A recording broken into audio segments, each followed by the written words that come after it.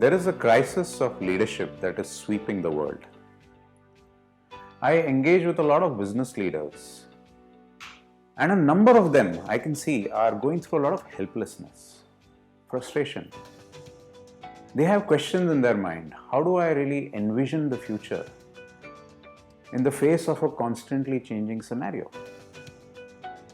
How do I ensure that my people are completely engaged and enthused about doing the work that they are doing? How do I sustain business growth? On another front, if you look at today's political scenario, and I can speak about India, leadership is in complete disarray. One prime example of that is called the Grand Old Party. It's actually floundering at this point of time. There is an acute lack of leadership. Now, in the midst of all this, how are leaders really responding? I see most of them actually scampering around, then quickly looking to the past, seeing what has worked for them, what are their winning formulas, rearranging those pieces and trying to make sense and fit them into this ever-changing scenario. It's just not working. So what's the answer really in these difficult times, these complex times, these challenging times? The answer is spirit-centered leadership. We have relied far too much on our IQ and old paradigms to lead. Today is the day and age where IQ combined with emotional intelligence has to be complemented by spiritual intelligence. How do we connect with the spirit within and allow that to be a guiding light in our decision making? Creative solutions are possible. They can definitely address a lot of the issues that the world is facing today. There can be a complete regeneration of leadership. It's time to embrace spirit-centered leadership.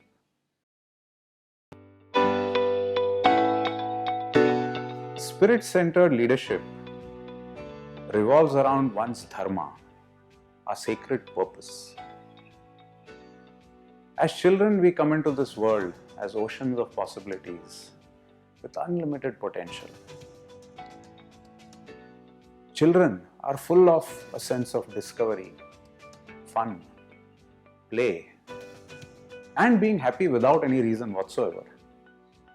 Somewhere down the line that gets replaced by what?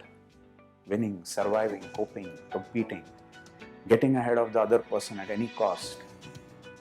And happiness, the source of that, is sought through position, power, authority, money, and it becomes an endless game. There's a complete disconnection from one's spirit, one's dharma. Now, what does dharma really mean? Putting it in very, very simple terms. The first aspect is actually inquiring into who am I beyond my limited identity? How is it that I can go beyond that and connect with the divinity within me? The second aspect is actually discovering or uncovering what are my unique gifts and how is it that I can utilize these gifts to be of service fully to the world. Be in action selflessly. Spirit-centered leadership talks about how dharma is a critical aspect. And this very dharma and embracing of the dharma can be a force of good in the world and to create a world that works for all.